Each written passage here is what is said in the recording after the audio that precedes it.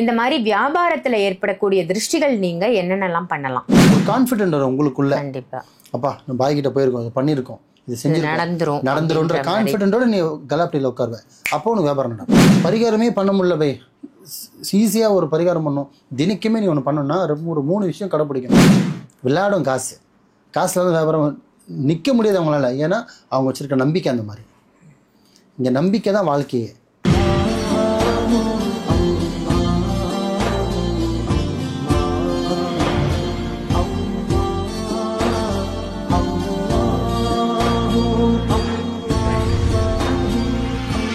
அர்ஜுன் மனையர்கள் அனைவருக்கும் அன்பான வணக்கங்கள். புழல் காவாங்கரை MM டவர்ஸ்ல இருக்கக்கூடிய மாலிக் பாய் அவர்களை தான் சந்திக்க வந்திருக்கோம். வணக்கம் பாய்.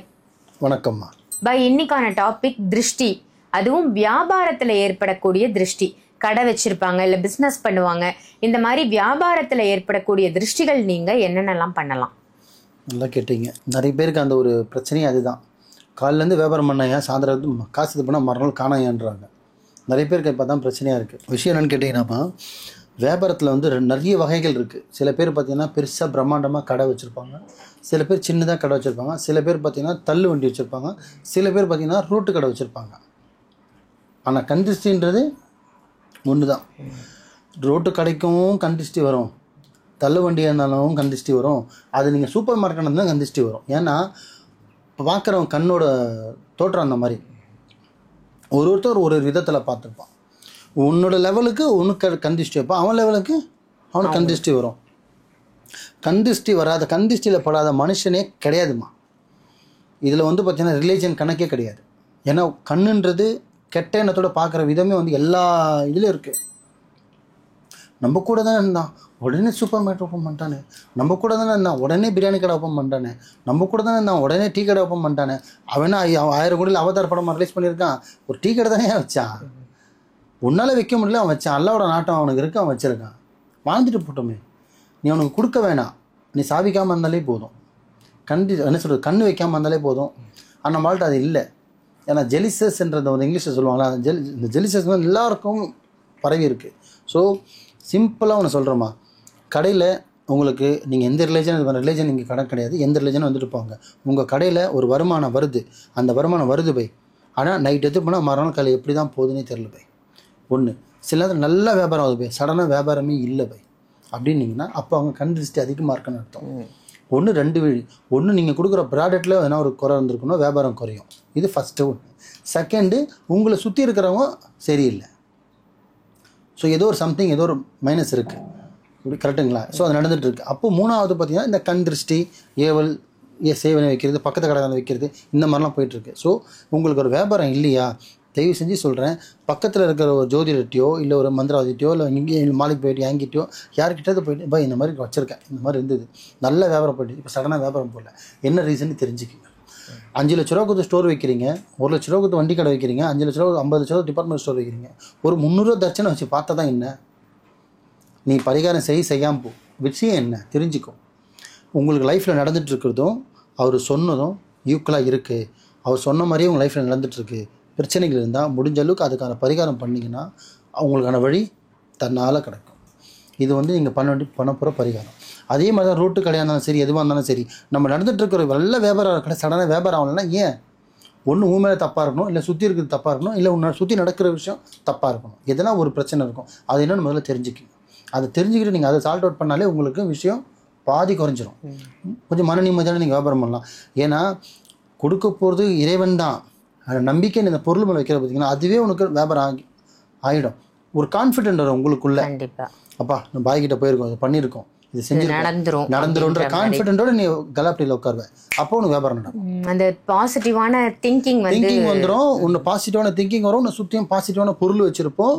அப்போ உனக்கு ஆளுங்க வரும்போது அந்த இழுப்பு தன்மை அதிகமாகும். இதுதான் மாந்திரிகத்தில் வந்து ஸ்பெஷல். புரியுதுங்களா? இதெல்லாம் வந்து பார்த்திங்கன்னா பரிகாரமாக பண்ணுறது. பரிகாரமே பண்ண முடியல, ஈஸியாக ஒரு பரிகாரம் பண்ணணும். தினக்குமே நீ ஒன்று பண்ணணும்னா ஒரு 3 விஷயம் கடைப்பிடிக்கணும். கம்பல்சரி அமாவாசை. ஆனால் நீங்கள் எந்த ரிலேஜனை கூட இருந்துப்போ, நம்பிக்கை இருந்தால் இஸ்லாத் ஆளுங்க பண்ணுங்கள், நம்பிக்கையில் விட்டுடுங்க. இந்து மக்கள் இருக்கீங்களா, எந்த கடையாக இருக்கட்டும், கரெக்டாக மிஞ்சி போனால் 100-200 ரூபா ஒரு பூசணிக்காய், ஒரு தேங்காய், எலுமிச்சப்பழம் இது அழகாக வச்சு ஒரு வயசானவங்களை, ஒரு லேடிஸோ ஜென்ஸோ யார் இருக்காங்களோ, இல்லை திருநங்கைகள் கூட இருக்கலாம், அவங்கள கூப்பிட்டு கூட நீங்கள் மாசத்துல அமாவாசைனா தயவு செய்து கடையை சுற்றி போடுங்க. ஓகே. அதே மாதிரி வீட்டையும் சுற்றி போடணும். நல்லா வீடுக்கு நல்லா கட்டி வச்சிருந்தீங்கன்னா நிறைய பேர் கண்ணு படும். ஏன்னா ஒருத்தரும் ஒரு விதமாக அவங்கள பார்ப்பான். முன்னாடி தான் வாங்க வாங்கன்னுவான், பின்னாடி ஏன்டா வந்தா அப்படின்வான். ஏன்னா மக்கள் மனசு அந்த மாதிரி. ஏன்னா இங்கே ஒதுட்டு தான் கூப்பிடும், உள்ளம் கூப்பிடாது. வாங்க வாங்க ஏன்டா வந்தா அப்படின்வாங்க. இந்த மாதிரி இப்போ போயிட்டு இருக்கு. ஸோ அதனால வீட்டையும் சுற்றலாம், நீங்கள் வச்சுருக்க கடையும் சுற்றலாம்.